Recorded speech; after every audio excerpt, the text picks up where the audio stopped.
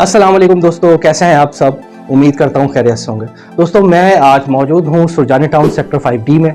यहाँ पर एक नामी गिरामी रियल एस्टेट जिसका नाम नशीमन एस्टेट एंड मार्केटिंग है। यहीं पर आज बात करने के लिए हमारे साथ मौजूद हैं जनाब असफर अंसारी साहब, जो कि CEO हैं नशीमन एस्टेट एंड मार्केटिंग, और साथ ही साथ आप माशाल्लाह फलाही कामों में भी पेश रहते हैं। तो चलिए आइए उनसे बात करते हैं, कुछ उनके हवाले से और कुछ उनके कामों के हवाले से। अस्सलाम वालेकुम असफर भाई, कैसे हैं आप। वालेकुम सलाम, अल्हम्दुलिल्लाह कादिम भाई, आप सुनाए कैसे हैं, खैरियत से हैं। और सर काम वगैरह कैसा चल रहा है। अल्हम्दुलिल्लाह अच्छा चल रहा है काम, वैसा नहीं है लेकिन अल्लाह का शुक्र है, अच्छा है, बेहतर है। कितने अरसे से आप इस फील्ड से वाबस्ता हैं। 5 से 6 साल हो गए हैं और अल्हम्दुलिल्लाह अच्छा एक एक्सपीरियंस है हमारा। यहाँ की मार्केट दीगर इलाकों की निस्बत कैसी है। सरजानी की मार्केट दीगर इलाकों की बनिस्बत जो है अच्छी है। जो भी एरियाज़ हैं वो तकरीबन वहाँ पर जो है काम की नौयत इतनी नहीं है, लेकिन सरजानी में फिर भी जो है अच्छा काम चल रहा है अल्हम्दुलिल्लाह। यहाँ पर बिजली, पानी, गैस और सेवरेज जैसे मसाइल मौजूद हैं। पानी और गैस के मसाइल तो खैर इतने नहीं है, लेकिन बिजली के मसाइल जो वो यहाँ पर हैं, दिन में 3-4 टाइम मेरे ख्याल से लोड शेडिंग होती है। इदारे अगर ताउन करें, जैसे L1 लोड शेडिंग फ्री हो गया है, तो आने वाले वक्तों में इंशाल्लाह आप सरजानी टाउन का नंबर है 5D का और दूसरे दीगर इलाकों का, तो आने वाले वक्तों में इंशाल्लाह ये भी लोड शेडिंग फ्री हो जाएंगे। आप यहाँ के अलावा और किन किन इलाकों में डील करते हैं। नॉर्थ कराची, स्कीम 33, गुलिस्तान जौहर, गुलशन इकबाल, गुलशन मेमार। अच्छा, यहाँ पर एक नॉर्मल घर, फ्लैट या फिर प्लॉट की कीमत क्या है। यहाँ पर जो फ्लैट हैं वो 2 बेड लाउंज हैं, ज़्यादातर वो तकरीबन 600 से 650 स्क्वायर फीट तक होता है, और इसकी जो कीमत है वो 25 लाख रुपए से स्टार्ट है और तकरीबन 45 लाख रुपए तक हैं। वो प्रोजेक्ट्स के लिहाज से हैं कि बिल्डर ने प्रोजेक्ट किस नौयत का बनाया है, लिफ्ट है, स्टैंड बाय जनरेटर है और भी दीगर चीज़ें होती हैं। जो मिनिमम प्लॉट है आबाद एरियाज़ के अंदर वो 18 लाख रुपए से स्टार्ट है, 30 लाख 35 लाख रुपए तक का रेट है। ऑनलाइन प्रॉपर्टी पोर्टल्स के आने से आप लोगों के काम में कितनी तेज़ी देखने में आई। काफ़ी बेहतरी आई है, लेकिन इसके ये है कि अगर कोई चीज़ हम डालते हैं ऑनलाइन पोर्टल्स के ऊपर तो वो 2-2, 3-3, 4-4 जगह भी डल जाती हैं। तो इससे खैर फ़ायदे भी हैं, नुकसानात भी है, लेकिन हमें क्लाइंट मिलते हैं, क्योंकि इससे फ़ायदा ये है कि क्लाइंट जो है हमारे पास वही आता है जो इंटरेस्टेड होता है। वो पहले सर्च करता है उन सारी चीज़ों को और उसके बाद जो है वो हमसे रब्ता करता है। क्या मटेरियल की कॉस्ट बढ़ने से पुराने घरों की कीमतें भी बढ़नी चाहिए या वही रहनी चाहिए। मटेरियल बढ़ने से पुराने घरों की कीमत में थोड़ा बहुत फ़र्क आना चाहिए, क्योंकि कंस्ट्रक्शन कॉस्ट महंगी हो गई है, तो उनका भी राइट बनता है कि उन्हें भी कुछ प्लस हो गया। जाहिर सी बात है, कोई भी बंदा आज के दौर में कोई भी चीज़ सेल आउट करता है तो उसकी ख्वाहिश ये होती है कि उसे ज़्यादा से ज़्यादा मिले। अब नए घर की तरफ आप जाते हैं, उसकी कंस्ट्रक्शन कॉस्ट ज़्यादा है, तकरीबन 28 से 30 लाख रुपए एक घर की कंस्ट्रक्शन कॉस्ट आती है 80 गज की। पुराने घर वालों को भी फ़ायदा होना चाहिए इसका थोड़ा बहुत।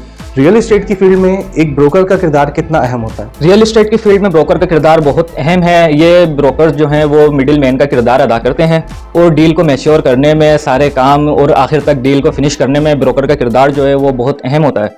एक मकान, फ्लैट या फिर प्लॉट वगैरह लेते वक्त एक आम आदमी को किन बातों का ख्याल रखना चाहिए। प्रॉपर वेरिफिकेशन करें चीज़ की, प्रॉपर वेरीफाई करें अपने लॉयर के ज़रिए और फिर उसको आप डील को मैच्योर करें, क्योंकि आज के दौर में 2 नंबरी जब बहुत ज़्यादा है तो हर बंदे को इतना समझ होनी चाहिए प्रॉपर्टी के लिए कि वो अपनी चीज़ जो है सही देखभाल के ले सके, ताकि बाद में उसको पछतावा ना हो। अगर कोई पार्टी सौदा कैंसिल कर देती है या फिर बैक हो जाती है तो ऐसी सूरत में आप उसके टोकन अमाउंट का क्या करते हैं। नशीमन एस्टेट एंड मार्केटिंग जो है उसकी पूरी कोशिश ये होती है कि पहली चीज़ तो ये कि सौदा कैंसिल ही ना हो, क्योंकि हम पार्टी की सेटिस्फिकेशन के बाद कोई भी डील होती है हमारी, हम उसको मैच्योर करते हैं तो उसमें सवाल पैदा नहीं। अगर ऐसा हो भी जाता है तो हमारी कोशिश ये है कि हम पहली चीज़ जो उसकी अमानत हमारे पास महफूज है हम उसको वो रिटर्न करें, ताकि वो हमसे आगे भी काम कर सकें।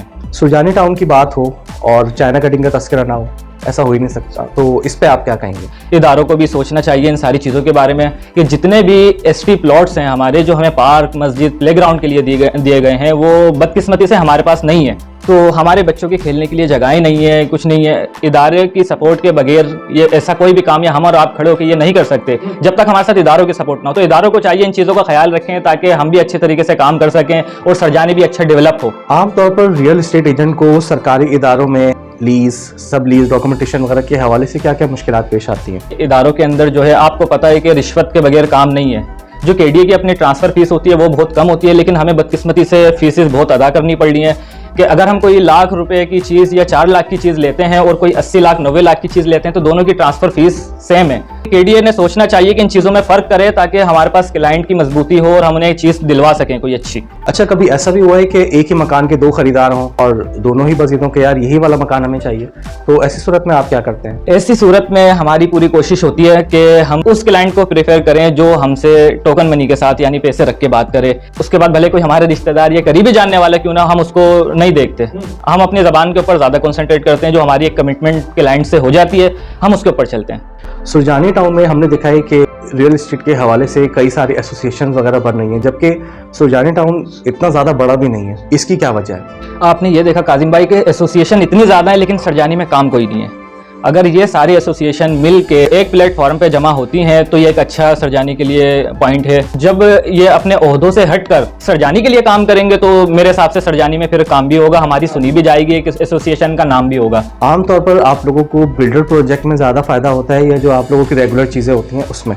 बिल्डर प्रोजेक्ट की एक अलग नोयत है, रेगुलर चीज़ों की। जैसे अल्हम्दुलिल्लाह अभी हम प्रोजेक्ट्स लेके आ रहे हैं। अलकाइम मिडवे सिटी जो अली बिल्डर का प्रोजेक्ट्स है, और अल ज़ोहरा पे पहले हम लोग काम कर चुके हैं, और भी दीगर जो हम प्रोजेक्ट्स हैं उस पर कर चुके हैं। तो बिल्डर के साथ काम करने का एक अच्छा अलग मजा है और पार्टी के साथ एक अलग है, ताकि एक क्लाइंट हमारे पास आता है वो हमारे से सेटिस्फाई होता है तो वो हमारे पास 4 क्लाइंट और लेके आता है। एक आम शख्स अगर कभी अपनी ज़मीन बेचने खड़ा होता है तो उसकी ज़मीन मिट्टी, आप लोग अगर वही चीज़ बेचते हैं तो सोना, ऐसा क्यों है? मेरे बनिस्बत स्टेट वालों को ऐसा नहीं करना चाहिए। जो चीज़ जिस क्लाइंट की है, जो उसकी कीमत है, वो उसे दिलवानी चाहिए। कराची जैसे शहर में एक आम आदमी के लिए घर लेना कितना मुश्किल हो गया है, या फिर बना दिया गया है? सर बना भी दिया गया है और मुश्किल भी हो गया। महंगाई का दौर है। आज एक नॉर्मल जो तबका होता है, बेचारा सैलरी पर्सन जो होता है, वो पैसे जमा करता है कि आज मैं 20-25 लाख रुपए जमा करूंगा, बच्चों के लिए एक छत हो जाएगी, एक अपना सहारा हो जाएगा आने वाले वक्तों के लिए। वो बेचारा जमा करता है, वो चीज़ जो है 30-40 लाख रुपए पे पहुंच जाती है, तो उसकी ज़िंदगी ऐसे ही गुजर रही है। लेकिन बिल्डर्स ने आसानी पैदा की है, लोगों के लिए इंस्टॉलमेंट पे चीज़ें दे रहे हैं। अब एक बहुत सारे लोग इससे मुस्तफीद हो रहे हैं। हमारे पास भी काफ़ी क्लाइंट्स आते हैं इंस्टॉलमेंट पे चीज़ों के लिए।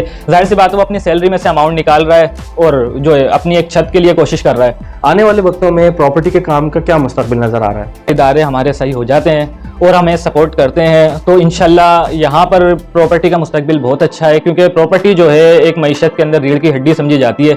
और अगर इसको सपोर्ट करते हैं, हमारे मसाइल को हल करते हैं, आने वाले वक्तों के लिए हम भी कमाएंगे और हम गवर्नमेंट को भी कमा के देंगे। इतनी मसरूफियात के बावजूद फैमिली के लिए वक्त निकालना कितना मुश्किल हो जाता है? ये बहुत मुश्किल सवाल है। इस पे जो है हमारी बेगम अक्सर हमसे नाराज़ रहती हैं, लेकिन यह है कि काम का हिस्सा है। हमारे लिए क्लाइंट ज़्यादा है, हम जाहिर सी बात है अपने बच्चों के लिए, अपने घर वालों के लिए कर रहे हैं। जैसे हर बंदा निकलता है सुबह शाम में आता है, तो मेहनत करना है, आगे बढ़ना है। अच्छा, मैं चाहूँगा कि आखिर में आप हमारे नाज़रीन के लिए कोई अच्छा सा पैगाम दें। आप अपना वक्त ज़ाया ना करें, अपने आप को एक मेंटेन करें और अपने आप को किसी बिजनेस की तरफ जो है रागिब करें। मैं जनाब असफर अंसारी साहब का इंतहाई शुक्रगुजार हूँ कि उन्होंने अपना कीमती वक्त हमें दिया। अगर आपको ये वीडियो पसंद आई हो तो इसको ज़रूर लाइक करें, शेयर करें और हमारे चैनल को ज़रूर सब्सक्राइब करें। साथ ही आप हमें फेसबुक पर फॉलो करना ना भूलें। कमेंट सेक्शन में अपनी राय से ज़रूर आगाह करें। नशीमन एस्टेट एंड मार्केटिंग के नाम से आपको एक फेसबुक पेज भी मिल जाएगा, जहाँ पर जाके आप इनकी तमाम तर चीज़ें देख सकते हैं। इजाज़त चाहेंगे, अल्लाह हाफ़िज़।